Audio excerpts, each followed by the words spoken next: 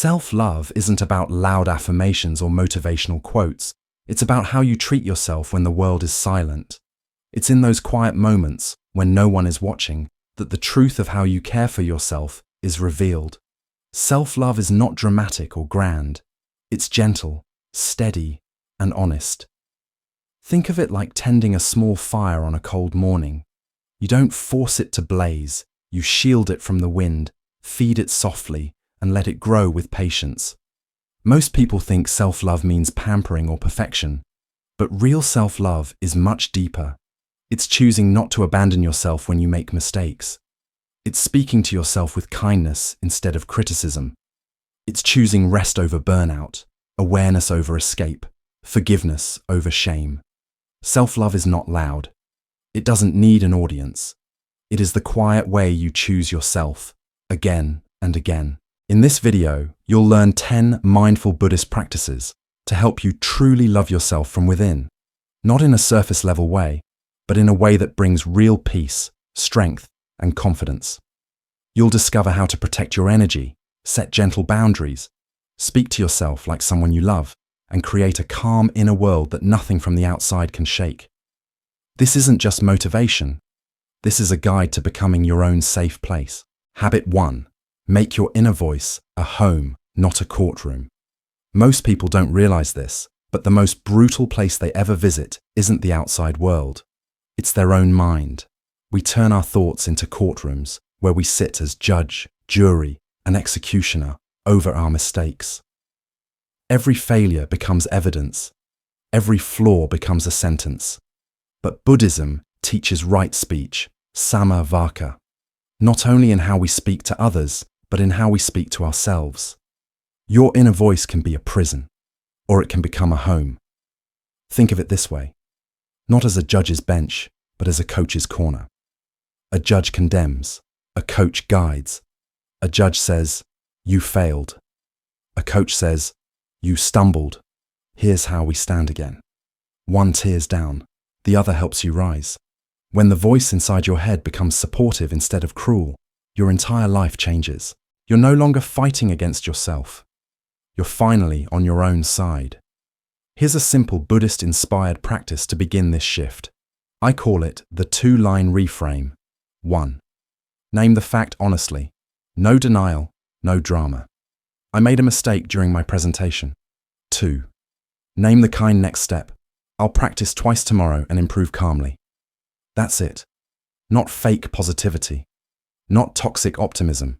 Just honesty, followed by compassion. This small shift rewires your brain, literally. Neuroscience calls it neuroplasticity. The brain begins to reshape itself based on the thoughts you repeatedly offer it. If you keep feeding it shame, it will grow thorns. If you feed it patience, it will grow gardens. Start listening to your inner language today. Do you speak like a critic or like a guardian? When you make a mistake, do you attack yourself, or do you guide yourself forward? Self-love begins in the silence of your own thoughts. Create a space there that feels like home, not a trial you're trying to survive. Habit 2. Schedule sacred solitude. In a world that never stops speaking, silence becomes a sacred act.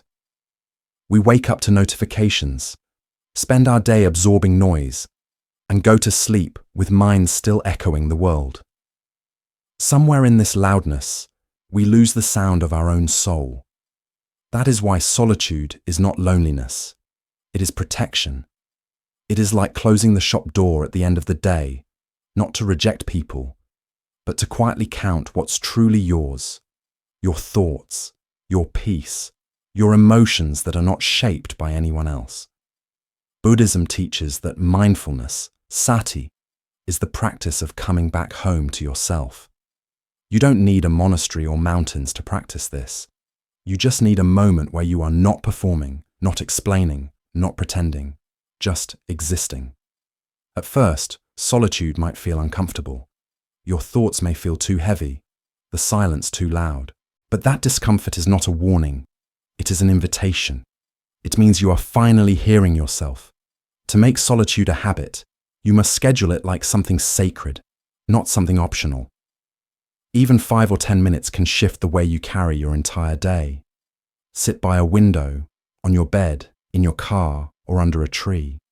No phone, no distractions, just you and the quiet. A simple practice to begin with is what I call the 7-7-7 sit. Close your eyes gently. For the first 7 breaths, simply feel your body breathing. Chest rising, falling, the cool air entering, the warm air leaving. For the next 7 breaths, shift your attention to sound. Maybe the wind, a bird, distant traffic, your own heartbeat. Don't judge or name the sounds, just hear them. And for the final 7 breaths, observe your thoughts. They may rush in, memories, worries, to-do lists. Don't chase them or push them away. Just see them like clouds moving across the sky of your mind. You don't need to fix your thoughts or silence your mind. You only need to notice. Awareness is enough. Because the more you sit with yourself, the less you feel lost in the world. You begin to know your patterns, your pain, your peace. You stop seeking validation from noise because you find comfort in your own company. Sacred solitude teaches you this. You are not empty when you're alone. You are returning to the only place that has always been yours. Your breath, your being, your inner home. Habit 3. Boundaries as loving fences. We often think love means always saying yes, always being available, always giving, even when we are empty. But real love, Buddhist love, is not about abandoning yourself to care for others. It is about balance. Like a garden surrounded by a gentle fence, not to keep the world out, but to protect what is growing within. A garden gate opens by choice, not by pressure. That is what boundaries are. Acts of love, not walls of rejection. Buddhism teaches the middle way, the path between extremes. Boundaries are not about building brick walls or cutting people off, but neither are they about leaving your gate wide open for anyone to walk through. One extreme leads to isolation, the other to exhaustion. The middle way is this: an open heart with a strong spine, softness with strength, compassion that includes yourself. Think of your energy like the soil in a garden. If everyone keeps taking from it and nothing is restored, nothing will grow. You wouldn't let someone trample your garden, pick the flowers and drain the water. And yet many of us allow this to happen to our peace, every single day. We say yes when our body is begging for rest. We offer listening ears even when our own hearts are tired. We carry emotions that were never ours to carry. And slowly, without realizing it, we begin to disappear inside our own lives. That is why boundaries are not selfish. They are sacred. They protect your ability to love without resentment. They allow you to give without breaking. They create space for your heart to breathe. And yes, some people may not understand your boundaries, especially those who benefited from you having none. But their discomfort does not mean you are wrong. It simply means you have stopped abandoning yourself. So how do you set them gently?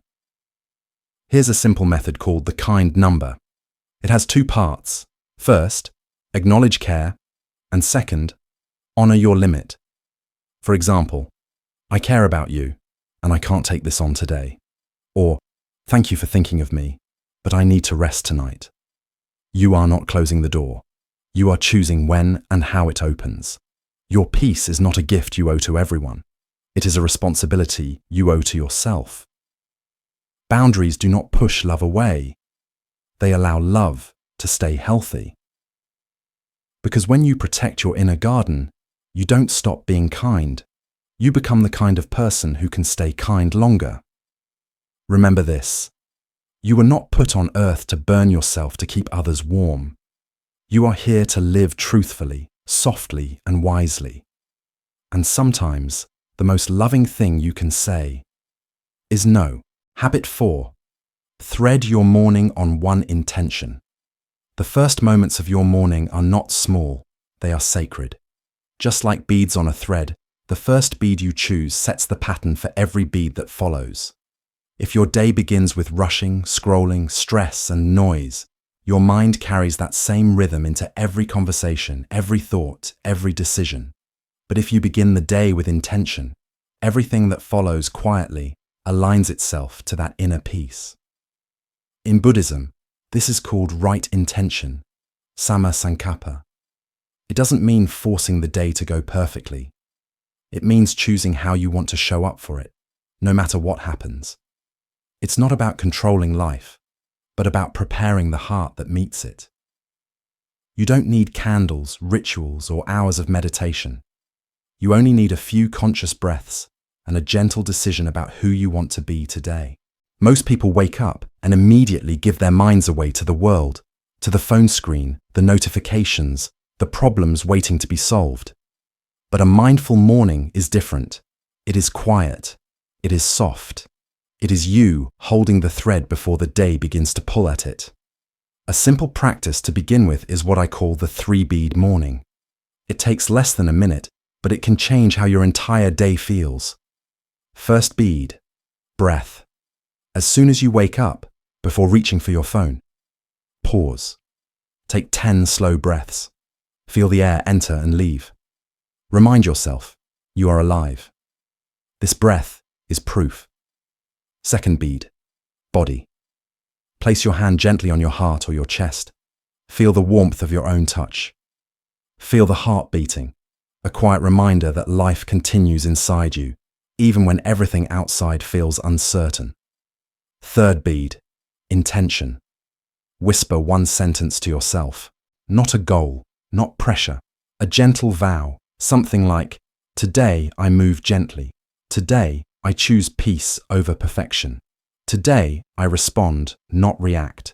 This becomes the thread of your day, a vow you return to every time things become loud or overwhelming.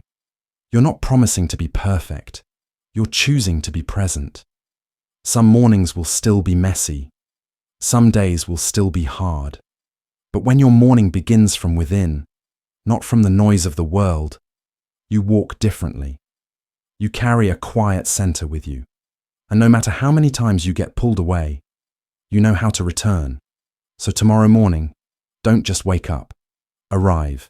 Breathe. Feel your heart. Choose one intention. Place the first bead with care and let the rest of your day follow its pattern. Habit 5. Celebrate the small wins. We are taught to measure life by big achievements, success, money, recognition, transformation. But the truth is, life is not built from mountains. Life is built from pebbles, quiet, consistent steps that no one sees. Imagine a glass jar. Every time you choose patience over anger, that's a pebble. Every time you take a deep breath instead of reacting, that's a pebble. Drinking a glass of water instead of scrolling through stress, another pebble. One on its own feels small, but over time, those small acts gather weight, and that is how real change is built. Not through one dramatic moment, but through hundreds of gentle ones. In Buddhism, this is called right effort, choosing to water the seeds of what is good, kind, and peaceful within you. The Buddha didn't say, become perfect. He said, keep turning toward what is wholesome. Most people dismiss small progress because it doesn't look powerful. But think of a river. It doesn't cut through rock because it's strong. It cuts through because it's consistent. The same is true with healing, self-love, discipline, or inner peace. You don't become calm by accident. You become calm pebble by pebble, breath by breath. The problem is, our minds are trained to notice what's missing, not what's growing. You may have done 10 things right today, but your brain will obsess over the one thing you did wrong. This is why you must retrain it, to see progress instead of perfection. And one of the simplest practices to do this is the 3 pebbles ritual. Every night before you sleep, write down 3 small ways you showed up for yourself today. Not big achievements, small ones. Like, I paused before speaking when I was upset, or I stepped outside and let the sun touch my face, or I drank water instead of ignoring my body. These are not tiny. They are proof that you are awake, trying, and gently transforming. You don't have to climb the whole mountain today. Just collect the next pebble, and another, and another. Because one day you will look into your jar and realize it's not filled with stones. It's filled with evidence that you never gave up on yourself. That is self-love in its purest form, a quiet loyalty to your own becoming. So tonight, before the world goes silent, ask yourself, not, was I perfect? But, did I try to be a little kinder, a little more present, a little more patient? If yes, drop a pebble in your jar. You are already growing, even if no one sees it yet, even if it feels slow. Pebble by pebble, you are building a life you can trust. Habit 6. Exit the comparison spiral. Comparison doesn't shout, it whispers. It creeps quietly into your mind when you scroll through someone else's success, when you see others moving faster, happier, or more accomplished than you. And before you realize it, your life feels smaller, slower, and somehow not enough. But here's the truth. Comparison is like tuning into a noisy radio station that was never meant for you. You keep listening, hoping it will tell you who you should be, but all it does is drown out your own music. The first step to freedom is simple. Unsubscribe from that channel and return to your own rhythm. Buddhism teaches a powerful antidote to comparison, mudita, or sympathetic joy. It means finding happiness, not jealousy, when others succeed. Not because your life is less important, but because their light does not dim yours. Imagine this. When the sun rises, does the moon feel threatened? When one candle lights another, does the first flame lose its brightness? Of course not. There is room for all of us to shine, but comparison blinds us to our own journey. It makes us forget our timing, our path, our pace. No two lives bloom the same way. The lotus flower does not bloom by watching other flowers. It blooms by sinking its roots into its own soil. Every time you compare, you take your eyes off your own path. This is why Buddhism reminds us, peace comes from within, not from measuring who is ahead or behind. It's not that others are doing better than you.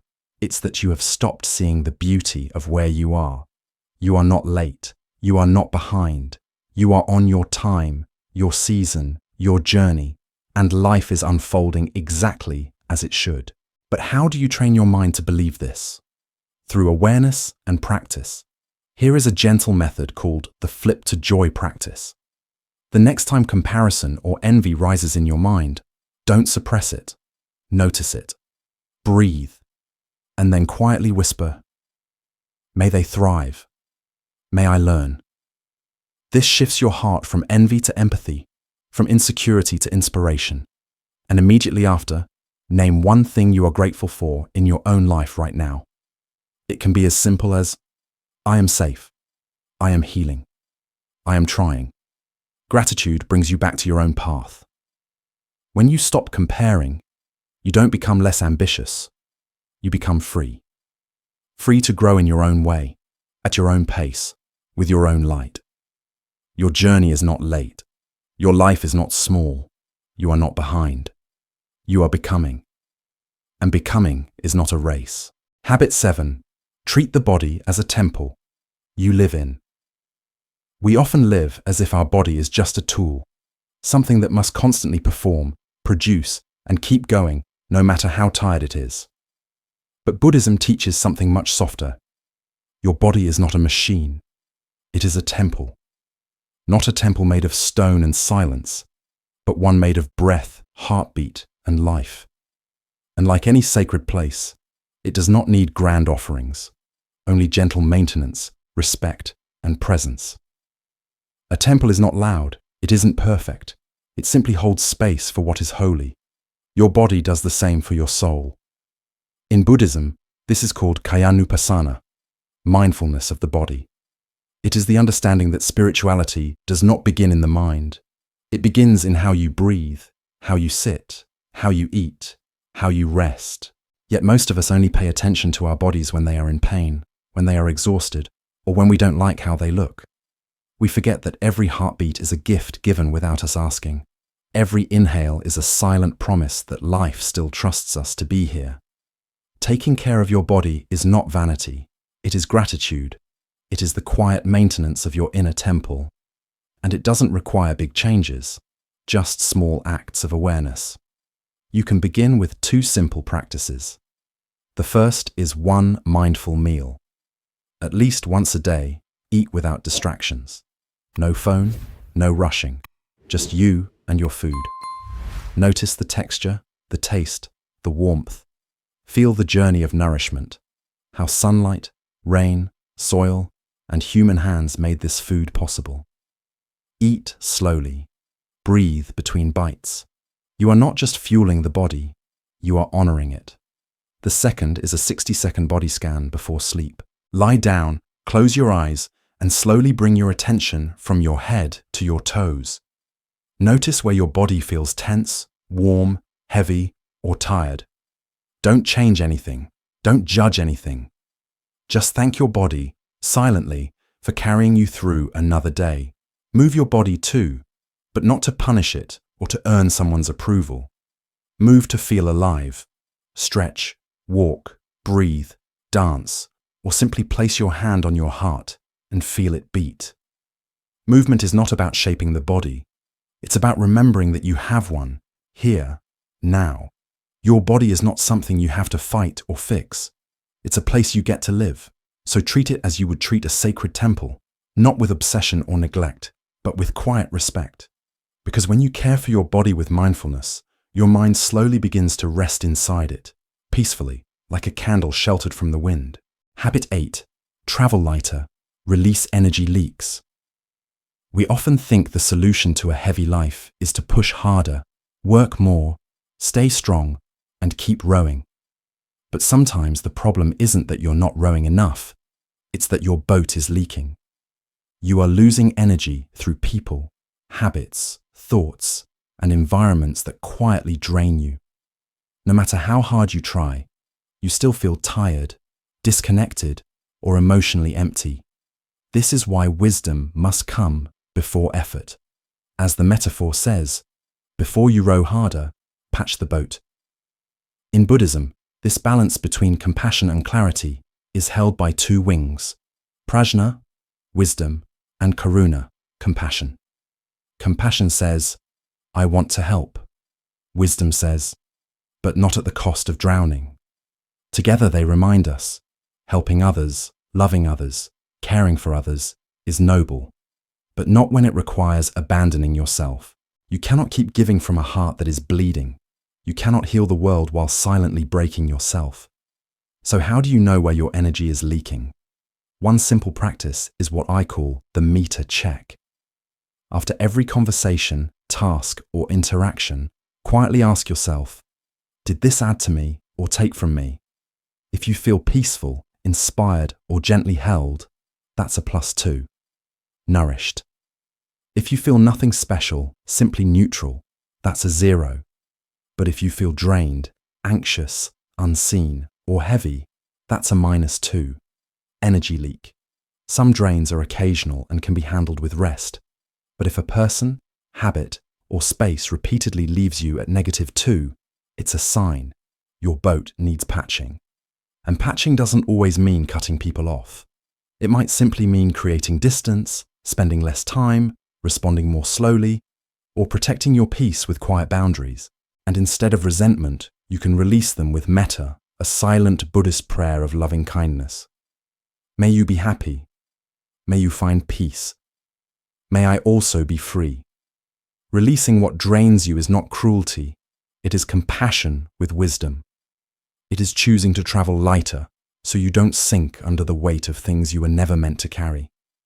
When you stop pouring energy into holes, your life begins to rise. Your mind becomes clear. Your breath deepens. And you finally have space to heal, to grow, to simply exist without feeling exhausted by existence. Remember this. You are not required to burn yourself to keep others warm. The Buddha did not teach self-destruction in the name of love. He taught balance, care deeply, but also rest deeply. Give freely, but also step away freely. Your energy is sacred. Carry it wisely. That is how you travel through life, not heavier, but lighter. Habit 9.